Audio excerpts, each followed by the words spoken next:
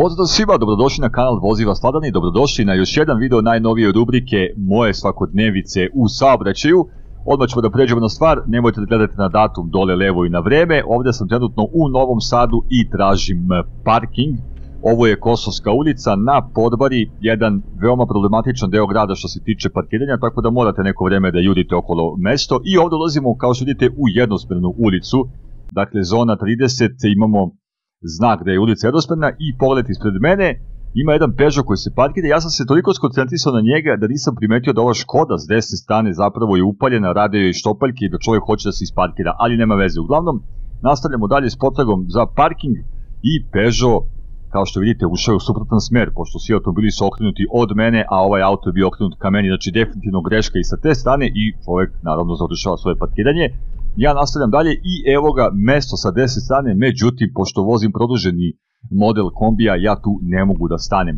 Nije neobično da ovdje posle samo jednog kruga već dvoje ljudi ode sa parkinga, tako da sam ja rešio da to uradim ovog put. Obići ću dakle samo jedan krug u nadi da će se neko među vremenu isparkirati. Ovdje sam naravno nastavio da osmatram, jel tako, otvorio četvore oči da vidim da li tu može da se nađe neko mesto, međutim nije bilo mesta ovdje, tako da idemo dalje, znači sa ostvarivanjem moga plana, a to je da se obiđe taj jedan krug.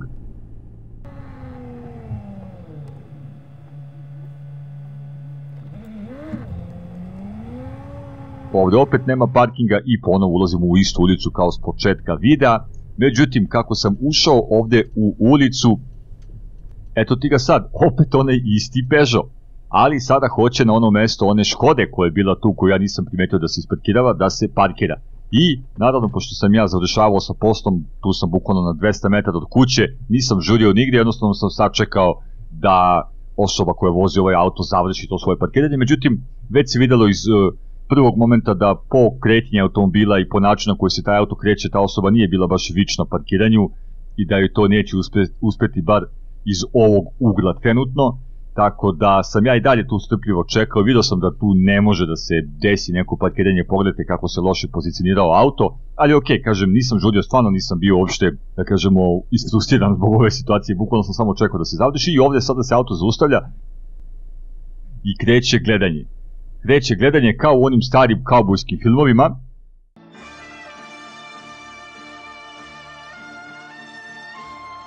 To je trajalo nekih dobrih 20 sekundi, jer vratno je osoba mislila da ja tu mogu da prođem, ali ne mogu, i evo otvaraju se vrata. Ja sam već bio spreman za neki fight, međutim ne, devojka izlazi iz auta, prilazi meni i tu započinjemo jednu konverzaciju, pa evo poslušajte kako je to zvučalo.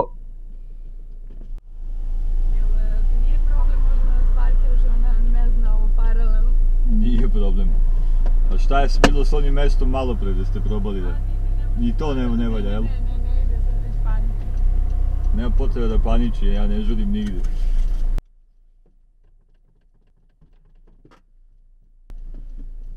I ovdje ja sam uvereno, naravno, izlazim iz auta, svakako ću da pomognem svojim sugrađankama da se parkiraju.